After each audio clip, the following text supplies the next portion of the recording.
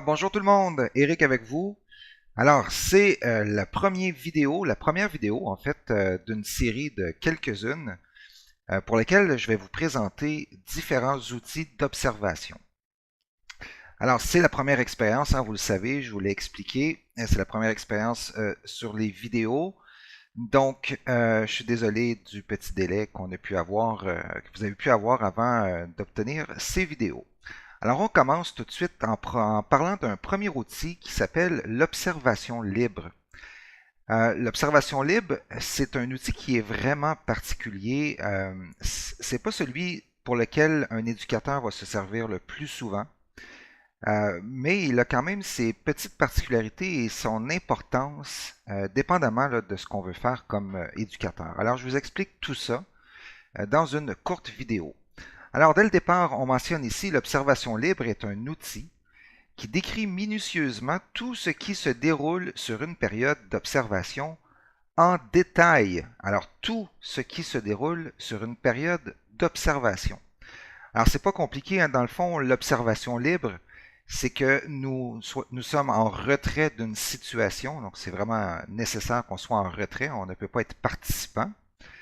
Et en retrait, nous observons une séquence, une scène, et nous la décrivons telle qu'elle se présente à nous, avec tous les petits détails. On a un exemple ici qui est le même que celui qui est présenté dans le livre de Landry. Alors, on observe Laurent dans une partie de Boogle pour une durée de 30 minutes. Et déjà, je peux vous dire, et je vous invite à en prendre note, euh, c'est tellement pas évident à faire ce type d'outil, et on le verra en classe dans des exercices, que même 30 minutes, c'est très long. Parfois, dans certaines situations de travail, on n'a pas le choix. Des fois, l'employeur va vous imposer un certain nombre de temps pour faire votre observation libre. Je vous donnerai quelques exemples tout à l'heure.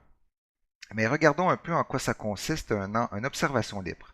Alors, vous avez ici la description. Alors, je lis, en fait, j'ai simplement pris une petite partie du livre ici. La description, je le lis avec vous. Et ensuite, on va regarder qu'est-ce qu'on retrouve là-dedans.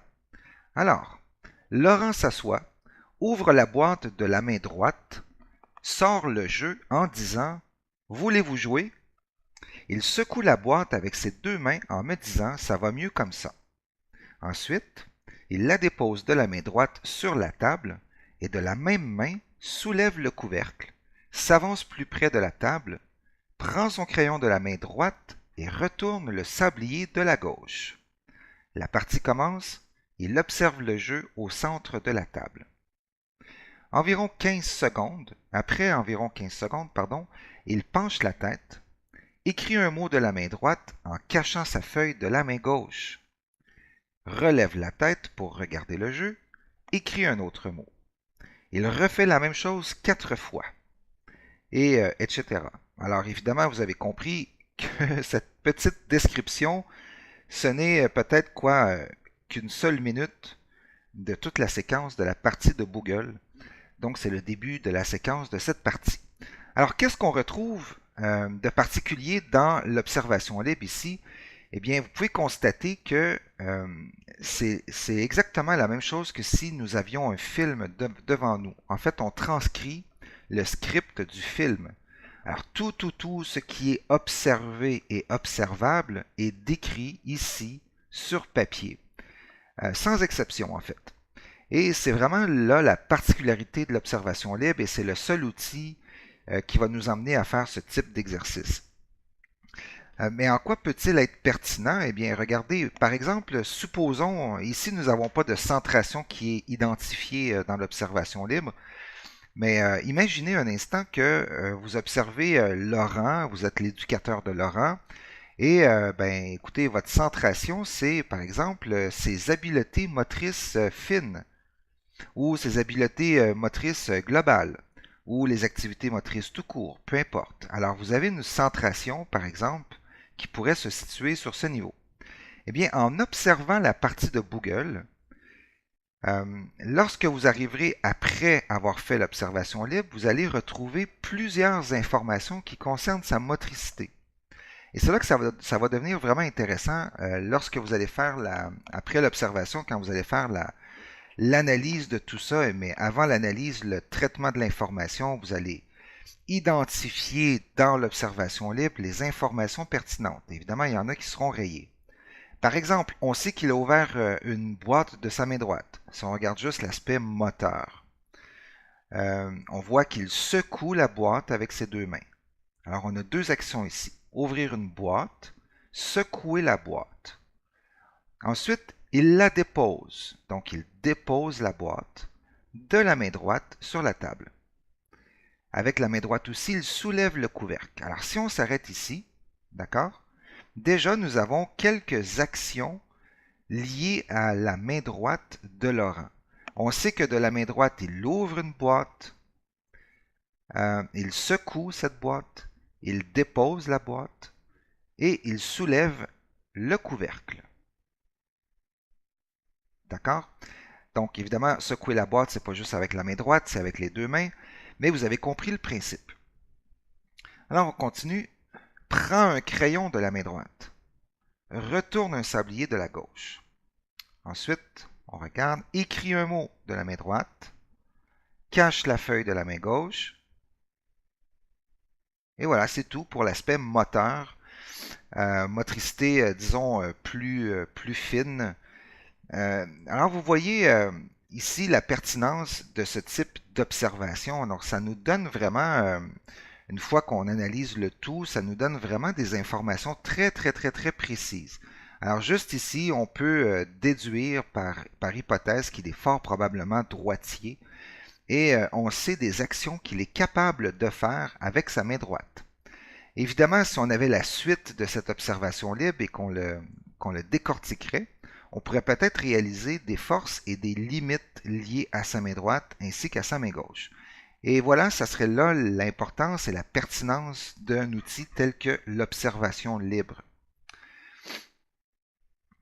Alors évidemment, pour qu'une observation libre soit pertinente, ben, les faits doivent être objectifs. Alors évidemment, vous avez compris qu'il n'y a aucune interprétation dans la rédaction de l'observation libre. On n'écrit que ce que l'on voit de façon très objective, en ordre chronologique, hein, donc vraiment du début de la séquence jusqu'à la fin dans un ordre chronologique. C'est important de le mentionner parce que parfois, en fait, dans la réalité, sur le marché du travail, vous n'allez pas écrire nécessairement à l'ordinateur votre observation libre.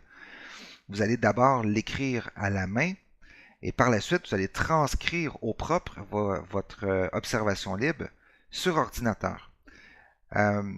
Et c'est là que c'est important de comprendre que vous devez garder le même ordre de la séquence, donc de rester dans une séquence chronologique. Les faits doivent être précis, évidemment, donc on ne coupe pas de séquence, on continue de nommer uniquement, d'écrire uniquement les séquences que l'on voit, mais toutes les séquences que l'on voit. Par exemple, ici, si on avait écrit simplement « écrit un mot de la main droite », mais qu'on avait omis d'écrire qu'il cache la feuille de la main gauche, eh bien on aurait manqué de précision dans cet énoncé ici.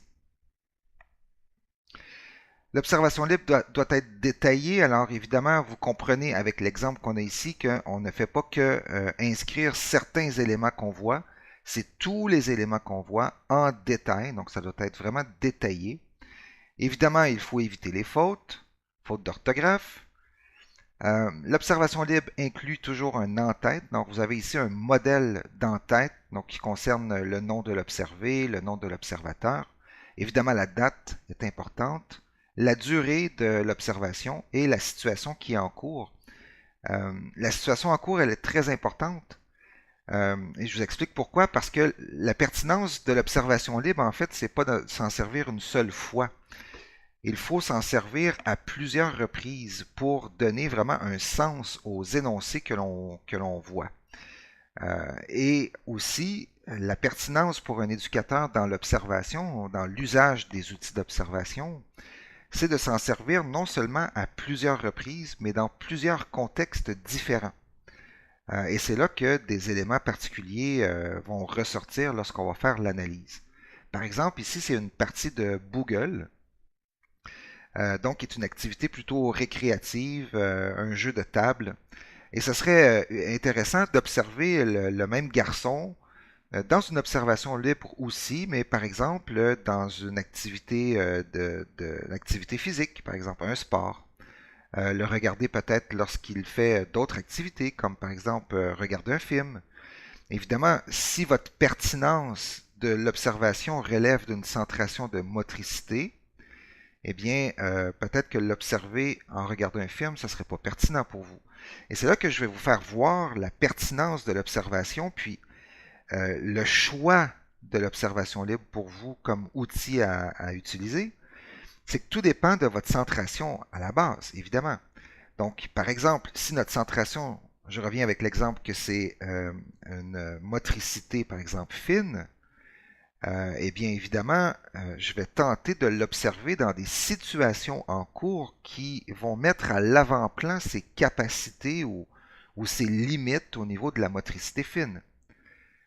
Donc, peut-être dans cette optique que l'observer dans un sport, ce serait moins pertinent. L'observer pendant un film, ce serait moins pertinent, puisque le film, il ne va pas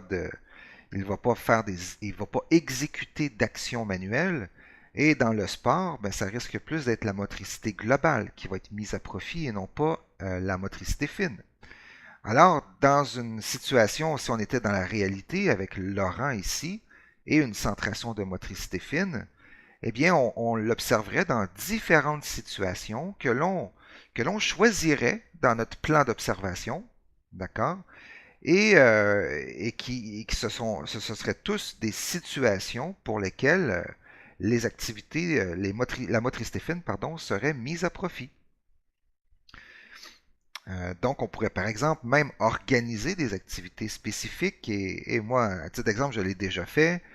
Je voulais utiliser une observation libre et je créais dans une journée type des activités qu'un autre animateur, qu'un autre intervenant en fait animait et moi je me plaçais en retrait et j'observais mon sujet euh, pour pouvoir recueillir de l'information. D'accord? Donc l'entête, elle est vraiment importante ici. Ça nous prend un texte qui est aéré et clair. Je sais que certains étudiants ont tendance à faire des longs paragraphes. Alors, idéalement, là, on va essayer de aérer le texte, puisqu'il faut penser aussi au lecteur lorsqu'on écrit. Donc, que ce soit clair, que ce soit, on va faire des paragraphes différents, on va aligner le texte à gauche et à droite. On va mettre des titres, des sous-titres, bref, on va organiser notre observation libre dans la version au propre là, pour que ce soit aéré et clair. Alors, parmi les avantages de l'observation libre, eh bien, ça nous permet d'avoir des précisions sur des comportements qui sont observables. Et évidemment, ça nous permet aussi de comparer les comportements dans différents contextes, un peu comme je vous expliquais tout à l'heure. Par contre, et vous allez l'expérimenter en classe, en exercice. C'est très difficile de tout noter. Ça demande vraiment beaucoup de rapidité. Il faut rester concentré. Imaginez si c'est 30 minutes, là. Mais pendant 30 minutes, ça vous prend énormément de concentration et de rapidité pour tout écrire ce qui se déroule devant vous. Alors, c'est vraiment un outil qui n'est pas facile à utiliser, qui est long, c'est fastidieux. Donc, c'est une des raisons d'ailleurs pour lesquelles c'est pas un outil qui est utilisé très régulièrement par des éducateurs dans notre contexte là, de travail où on manque souvent de temps. C'est pas vraiment évident. Et puis, dans le contexte aussi du rôle d'éducateur, on est très peu souvent, en fait, on est très souvent en situation participante. Eh bien, l'observation libre, on ne peut pas la faire dans un contexte participant. Donc, pour terminer, on voit ici les types d'observations qui y sont associés. Donc, l'allo-observation, c'est un outil qui s'utilise dans un contexte assisté. Donc, évidemment, l'observation libre, c'est notre assistance en tant que telle. Alors, on transcrit tout ce qu'on observe immédiatement sur la feuille. On peut l'utiliser dans un contexte d'observation générale comme systématique, mais la plupart du temps, il sera utilisé dans un contexte systématique. Donc, on a une centration, c'est ce que ça veut dire.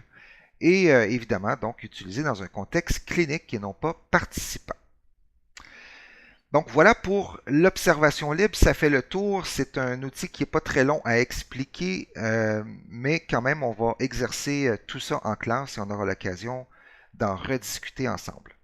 Alors merci de votre attention, n'hésitez pas à revisionner la vidéo si vous voulez prendre des notes sur certains segments pour lesquels j'aurais parlé peut-être un peu vite. C'est d'ailleurs l'avantage des vidéos, vous pouvez faire pause, reculer et recommencer. Alors, merci beaucoup, puis on se voit bientôt. Allez, bye bye.